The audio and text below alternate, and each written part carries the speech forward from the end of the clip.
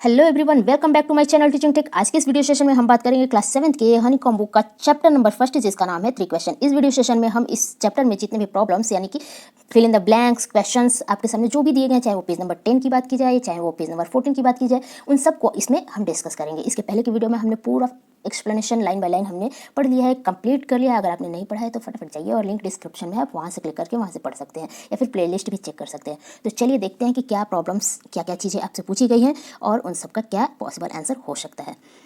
सबसे पहले देखिए, पेज नंबर 10 पर आपसे कॉम्प्रिहेंशन चेक है ये, ठीक है। इसमें प्रश्न आपसे पूछे गए हैं कि why did the king want to know answer to 3 question.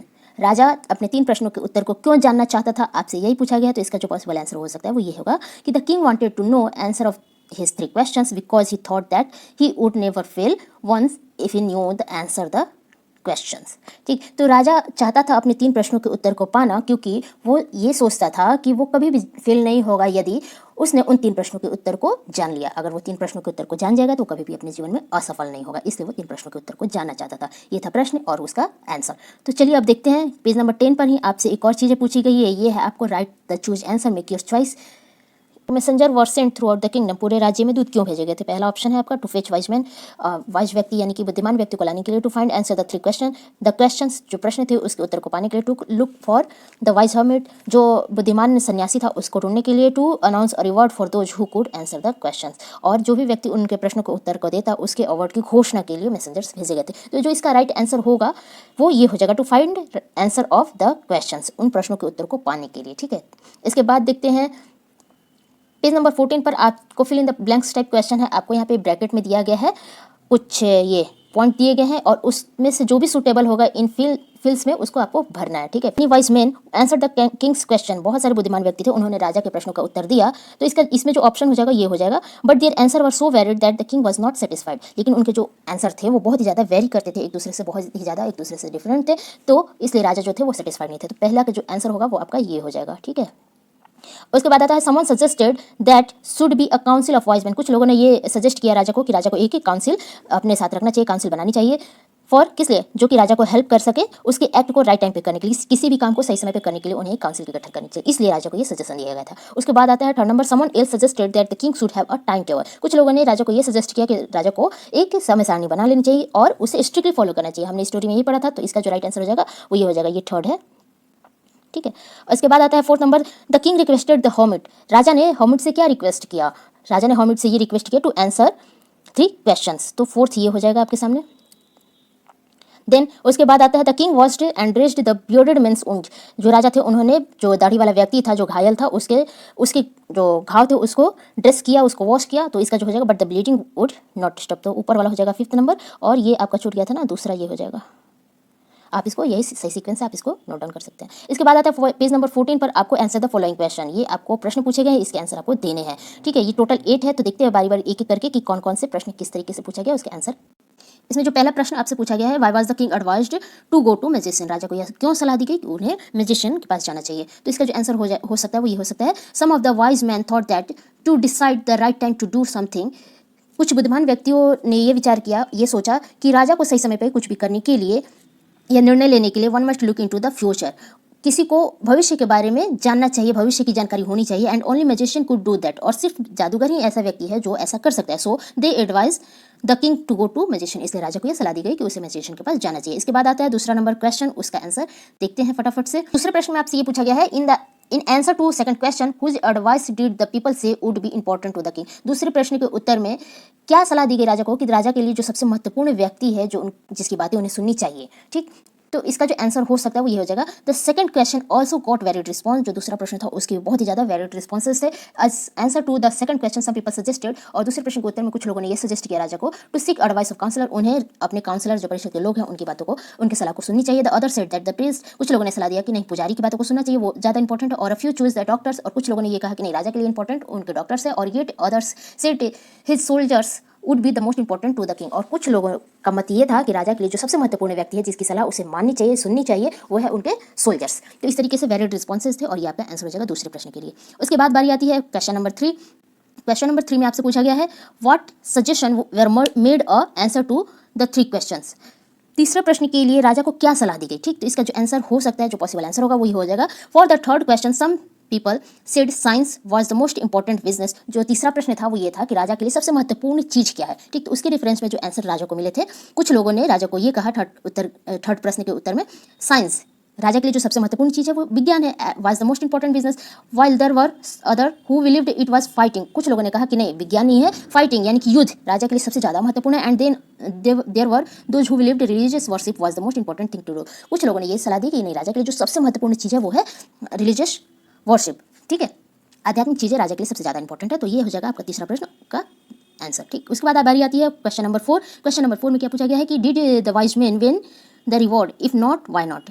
क्या जो बुद्धिमान व्यक्ति था उसने रिवॉर्ड जीता, यदि नहीं तो क्यों नहीं, यही आपसे प्रश्न पूछा गया। तो इसका जो आंसर हो जाएगा वो हो जाएगा no, the wise man did not win the reward because their answers were so different. नहीं, किसी भी बुद्धिमान व्यक्ति ने रिवॉर्ड को नहीं जीता क्योंकि उनके जो आंसर थे वो बहुत ही ज्यादा डिफरेंट थे फ्रॉम ईच अदर, एक दूसरे से। And king was not satisfied with their answer, और राजा जो थे उनके प्रश्न उत्तर से बिल्कुल भी संतुष्ट नहीं थे, इसलिए उन्होंने किसी को भी रिवॉर्ड नहीं दिया। ये था फोर्थ क्वेश्चन, इसका आंसर। इसके बाद बारी आती है क्वेश्चन नंबर 5 की। क्वेश्चन नंबर 5 में आपसे पूछा गया है कि how did the king and the hermit help the wounded man. किस प्रकार से राजा और जो सन्यासी थे उन्होंने मिलकर उस घायल व्यक्ति की हेल्प की, ठीक। तो इसका जो आंसर हो जाएगा वो ये हो जाएगा, the king with the help of hermit remove the wounded man's cloth.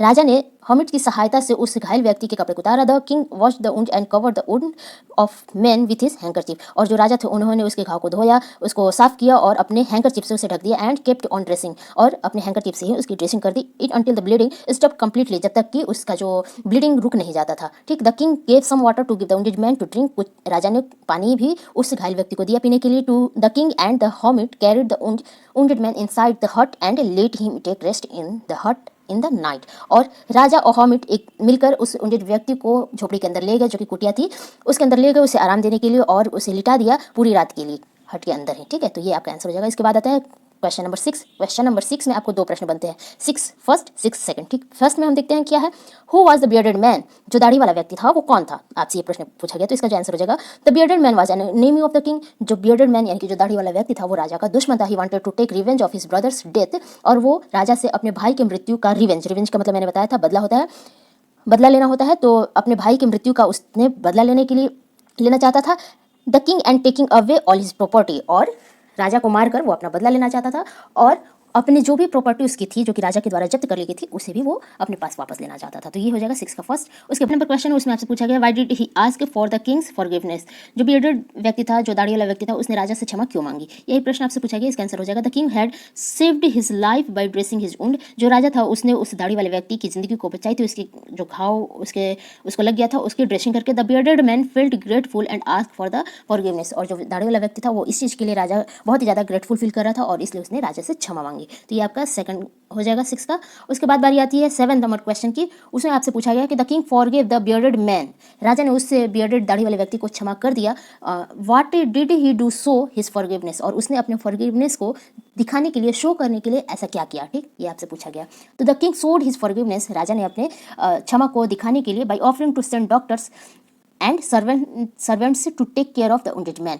राजा जो थे उन्होंने उस घायल व्यक्ति को अपने डॉक्टर और अपने जो सर्वेंट्स थे उसकी देखभाल करने के लिए उसे ऑफर किया। He also promised to return his property. और उन्होंने उसकी जो प्रॉपर्टी उनके द्वारा जब्त कर ली गई थी उसे भी वापस देने के लिए वादा किया। तो ये आपका 7 नंबर क्वेश्चन, इसका आंसर। इसके बाद बारी आती है क्वेश्चन नंबर 8 की, जो कि सबसे लास्ट क्वेश्चन है। इसमें पूछा गया आपसे, what were the hermit's answer to 3 question.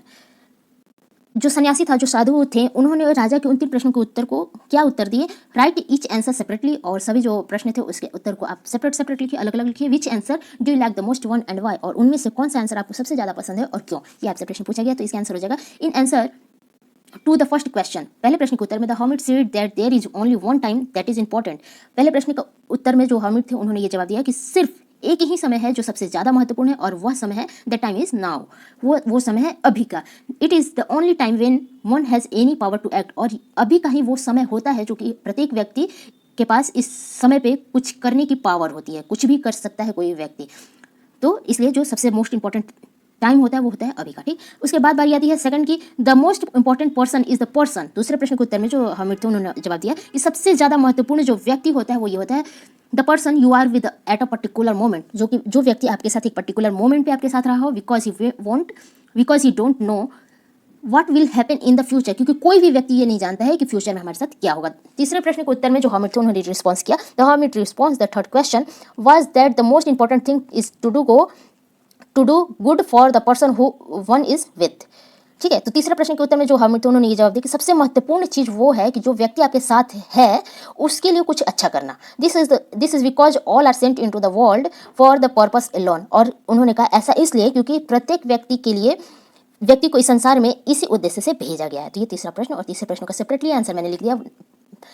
Page number 14 में ही आपको यहाँ पे ए और बी दो सेक्शन दिए गए, इसमें मैच करना है। ठीक, तो मैच करने के लिए सबसे पहले यूनिट, और इसमें से आपको ढूंढना है। यूनिट का मतलब होता है जख्मी, तो क्या होगा सिमिलर, उससे मिलता जुलता। तो यहाँ पे बात की इंजरी की बात की, तो सेवरली इंजरी ये आपका आंसर हो जाएगा। ठीक है, देखिए यहाँ पे मैंने यहाँ पे लिख दिया है, ये जो है वो पूरा आंसर का पार्ट है, मैंने यहाँ पे अपने से इसको जोड़ा ऐड किया है, तो आप यहाँ से मिला सकते हैं। अवोक का हो जाएगा गॉट अप फ्रॉम स्लेप। उसके बाद फॉरगिव का मतलब होता है क्षमा मांगना, तो फील सॉरी फॉर। फेथफुल का मतलब होता है बहुत ज़्यादा वफादार यानी कि लॉयल। पीटी का मतलब होता है पार्डन, क्षमा करना, दया करना। बेड्स का मतलब होता है फ्लावर के लिए जो चीज़ें खोदी जाती है। तो small patches of ground for plants. Return का मतलब गिव बैक। इसके बाद जो आपसे प्रश्न पूछा गया वो fill in the blanks type question है। देखते हैं कि इसमें क्या पूछा गया। Use any 3 of the above words in the sentence of your own, you may change the form of the word.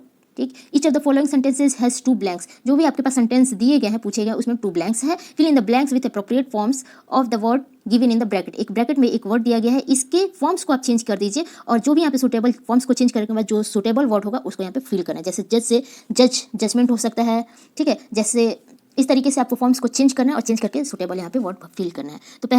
तो जो पहला आपसे पूछा गया है, the dash said that only fresh evidence would make him change his dash, word है जज। ठीक, तो जज से यहाँ पे द जज सेड, यहाँ पे जज का जज ही भराएगा, said that only fresh evidence would make him change his judgement. यहाँ पे एक वर्ड आ जाएगा जजमेंट। ठीक है, तो जजमेंट यहाँ पे फिल होगा। इसके बाद सेकंड नंबर प्रश्न देखते हैं कि क्या है। I did not notice any serious dash of opinion among the debtors. Debtors की ओपिनियन में मुझे कोई सीरियस डैश, वर्ड आपसे जो पूछा गया है वो ये है डिफर्ड। ठीक है, डिफर वर्ड है, और तो यहाँ पे क्या भर सकता है, डिफर से बना है एक वर्ड डिफरेंस। ठीक, तो यहाँ पे जो वर्ड आएगा वो हो जाएगा डिफरेंस। ठीक, of although they dash from one another over small points, हालांकि वे एक दूसरे से छोटे पॉइंट पर क्या होगा, अलग थे, तो अलग से एक डिफर से एक वर्ड बना है डिफर्ड, तो ये आपका फिल हो जाएगा। पहले में फिल होगा डिफरेंस, दूसरे में डिफर्ड। उसके बाद देखते हैं, it is fairly simple question dash, यह बहुत ही सिंपल क्वेश्चन है डैश, क्या आंसर के लिए वर्ड है आपका answer. But will you accept my dash as final, पर क्या आप मेरे आंसर को स्वीकार करोगे फाइनल के तौर पर, तो यहाँ पे भी आंसर ही हो जाएगा, दोनों में आपका आंसर फिल होगा। इसके बाद आती है बारी नेक्स्ट की, it is not dash, word है आपका necessary, that should dash always be the mother of invention, आविष्कार की जननी। ठीक, तो ये बहुत ही ये जरूरी नहीं है। इट इज़ नॉट नेसेसरी से क्या होगा, यहाँ पे नेसेसरी का नेसेसरी नहीं होगा। It is not necessary that should, necessary से एक वर्ड बना है necessity, always be the mother of invention, necessity हमेशा जो जरूरत जो होती है वो हमेशा किसी आविष्कार की जननी हो, ये जरूरी नहीं है। टोटल ये हो गया, तो यहाँ पे नेसेसिटी हो जाएगा और यहाँ पे जो होगा वो नेसेसरी होगा। इसके बाद आता है हॉमिट्स आर, वर्ड आपको भरना है वाइज, हॉमिट्स आर वाइज, ये वैसा ही हो जाएगा।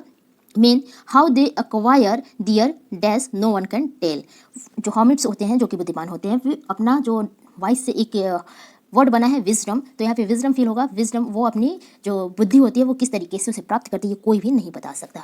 ठीक है, तो उसके बाद आता है बारी, the committee has dash to make Jagdish captain of the team, जो कमिटी है उसने, वर्ड आपको दिया गया डिसाइड, हैज़ डिसाइडेड, ऑलरेडी उन्होंने ये डिसाइड कर लिया है। वैसे भी हैज़ के बाद थर्ड फॉर्म ही आती है, तो उन्होंने ऑलरेडी ये डिसाइड कर लिया कि जगदीश जो है वो टीम के कैप्टन बनेगा। The dash is likely to please everyone, और इस डिसीजन से, डिसाइड से एक वर्ड बना है डिसीजन, तो इस डिसीजन से सभी खुश होंगे। उसके बाद आता है asking for dash is as novel as willingness to dash, word है आपका फॉरगिव, तो फॉरगिव से एक सब वर्ड बना है वो है फॉरगिवनेस। आस्किंग फॉर फॉरगिवनेस, क्षमा मांगने के लिए, जितना इंपॉर्टेंट एज नोवेल एज, जो जिस प्रकार से क्षमा मांगना इंपॉर्टेंट है, विलिंगनेस टू फॉरगिव उतना ही ज़्यादा नोवेल है फॉरगिव करना।